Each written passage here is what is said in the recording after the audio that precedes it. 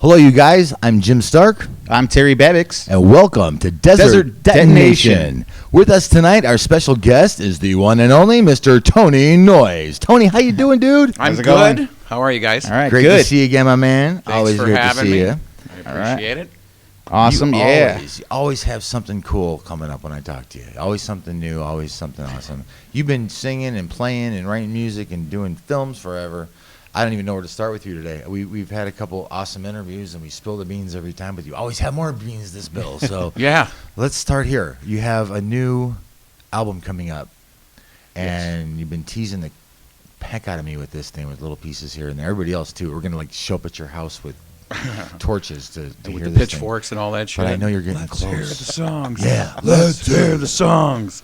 Yeah, you know what? I'm keeping it really quiet right now. And just, I'm just a fucking babbler, a blabbermouth. I just like put out little, I actually say, here's the song, and it's like not even finished. It's like half done. I know, you cracked me up. So I'm like I'm trying to keep everything quiet. I mean, as far as even who's producing it right now and everything, I'm just keeping it all under wraps and just do the big unveiling. But It's going to be cool. it's going really well. Where are you Nice. recording this?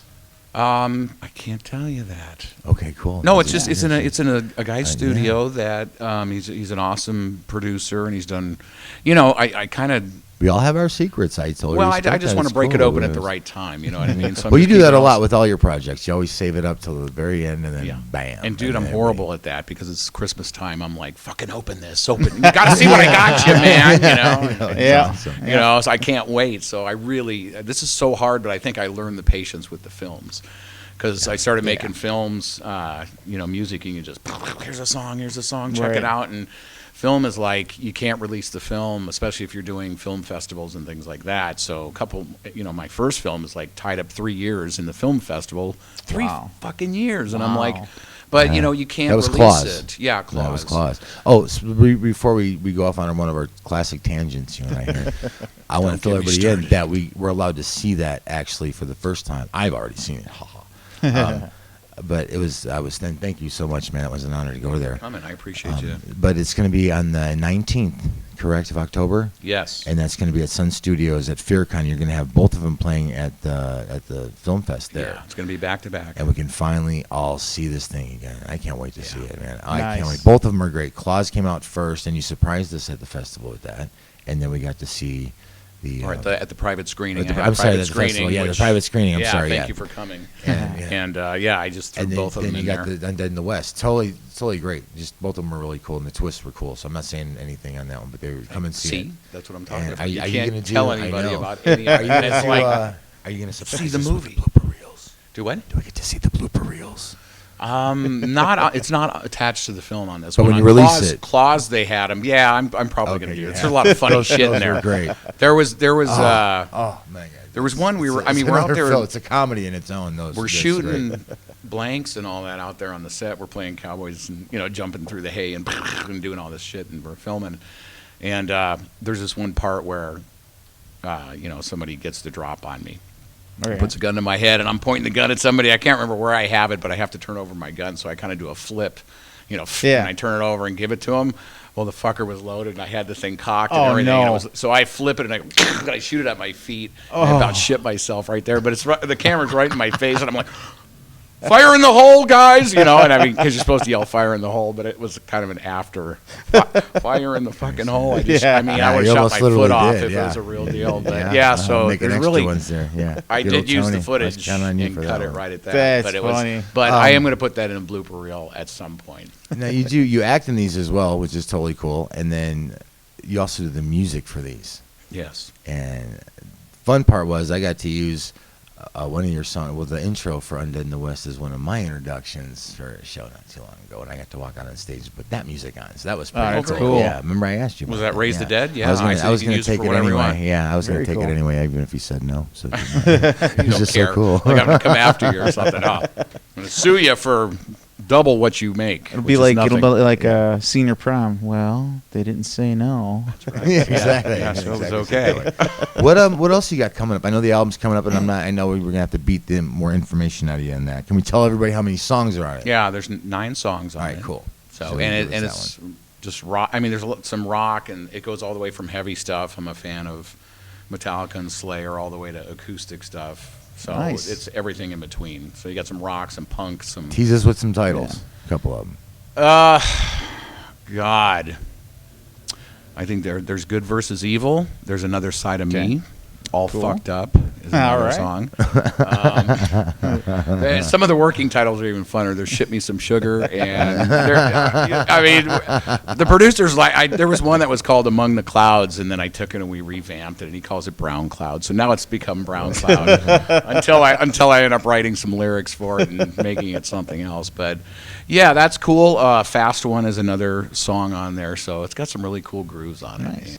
What with your album, what are we looking at time-wise of that coming out? A month. About a month, you think? That's, but we've been saying that for the last 6 months. Yeah. No, we've been working on it for about about 3 months or so. And it's just been like, hey, when are you available? Okay, a couple days this week.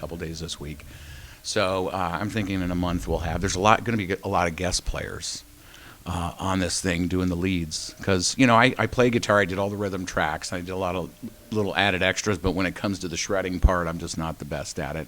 And there's much better players. Well, let's talk about that when we come back. That'd be really cool. Yeah. If you can sneak a few names. We're probably going to hide those too, but I am. But all I can say is they're associated with Metal Blade Records and what's going on with this whole thing. So there's some really cool players that are going to come in.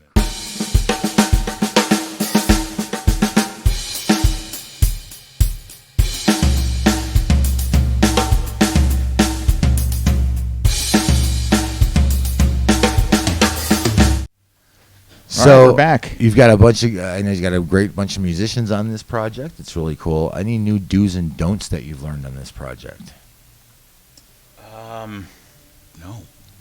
Back to the just dudes. Drawing board, just a bunch of dudes. Nice. I mean, this is actually, it's kind of cool because I'm just going for it. You have all this, it's got to be this way, and the radio only has a couple minutes, and you got to keep it within all this bullshit. Yeah. And no new surprises that it's business as usual, so you just create this time without the stress of just do what I want to do. And I have my own ideas for keeping it, what people want to hear, what they would like, but I have to like it ultimately, Sure. Right. So I'm kind of pleased because he was, producer's kind of hardcore, and he goes, we need some good songs, and I like the little piece of this, and I think I played the first riff. He goes, yeah, you played that pretty okay. I go, pretty okay?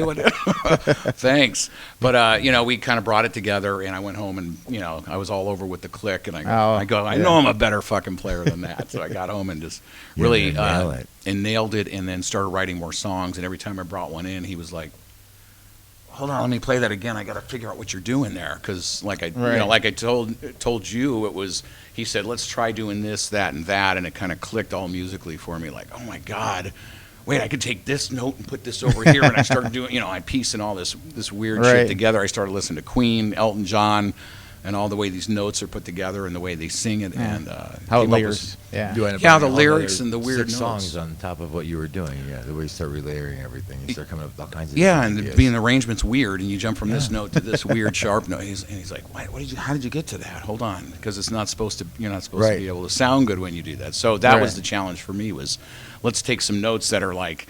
You don't jump from here over to here and then back over here to here, and so anyway, I found that to be a compliment when he's going, I got to wrap my head around what you did. That's cool. Just, Nice. do what you did. And so he goes, so I brought in all 9. There wasn't one that he went, yeah, it's not good. I was waiting for that. I thought all 9 were going to be like, dude, that's crap. But no, so it was cool. Yeah, good one. That's good. Just I can't sat wait to down, hear and it. so I feel Where do you get your inspiration from? Where do you pull your creativity out of? yeah, I just hear things. I think we all, we all listen to. Of course, everybody listens. The musicians, especially, have influences, and we listen to music all the time. And something in the back of the head, it's something that you either heard before or arrangement of notes. But Okay. I don't know if that's it or not. Every now and again, something pops in my head, and it could be a complete song. It could be just a chorus. And I have like tons of stuff on my phone. I'll go, oh, that's good. And I'll just sing it real quick. So there's probably, 50 little clips of choruses and verses and things. I could get influences from other music. And it could be a rap song, it could be a country song, it could be something. And go, oh, cool. And I'll, Okay. incorporate it into something, or it just pops in my head. I don't know where it comes from. All right. It just It just kind of happens. comes to you like a muse. Yeah. Okay. It just happens, and I go, that's kind of cool. And then just got to build on it, and then, work with it a little bit to actually make it. The opening theme in the movie was really cool. How long did it take you to get the feel for that? Because it fits right in there with the. Yeah, I just ran through that one. That really Wow. was- Yeah, that that's- was. yeah, that but I'll was tell cool. you, that was something that I'm looking for a certain sound. What does this need? So I started browsing, and I found dark country songs. And I go, Yeah, it's a that's dark really country cool, song. I never heard of that. So I listened through all these songs, and I'm like, fuck, that's kind of cool stuff, because it was dark. It wasn't real twangy and shit like that. So, there's no drums, there's no nothing. I'm clapping. Right. I'm just going, tonight we're gonna raise the dead again. And just did it with a microphone and just ran through it and pieced it together a little, afterwards in Pro Tools, and it just worked. So Cool. I think one of the songs they were doing that, they were just stomping their feet or something. I went, that's cool. Do you have any influences, film-wise, director-wise?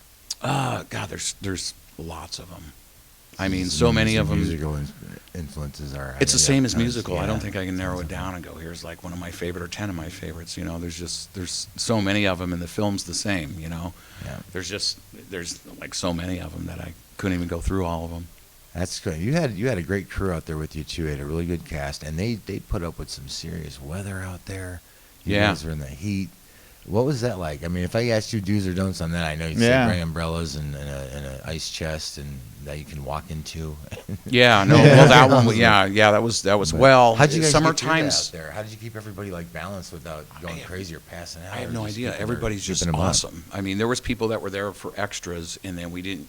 There was one lady in a full garb in the dress, and we didn't use her. And I was busy doing acting and trying to direct, and at the end, and getting a nice case of heat stroke at the end of the day. So by the end of the day, I'm like, all right, let's do this take, and serious.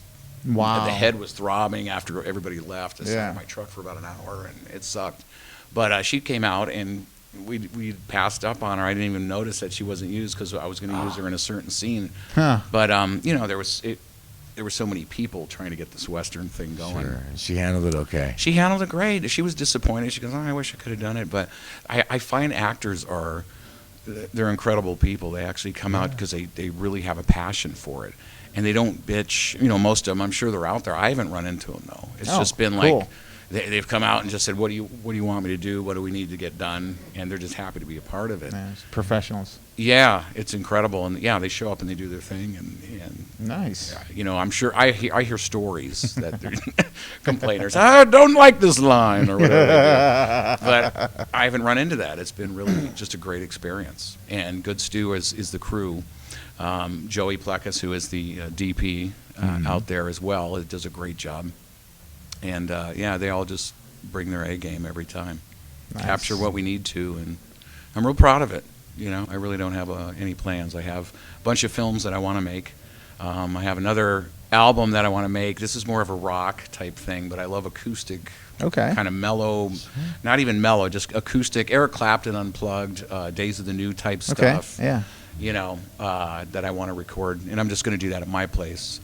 I've learned a lot actually going to the studio from the producer here. Sure. He's helped me on techniques and things like that. And I'm just It's like, always great to get in there with Wow. new people too to help you. Yeah. yeah. Well, Tony, it is great. I can't wait to see what's next and hear what you've got coming up for us really soon here. Anyway, always a pleasure to work Thanks with for you, having me. man. It's great.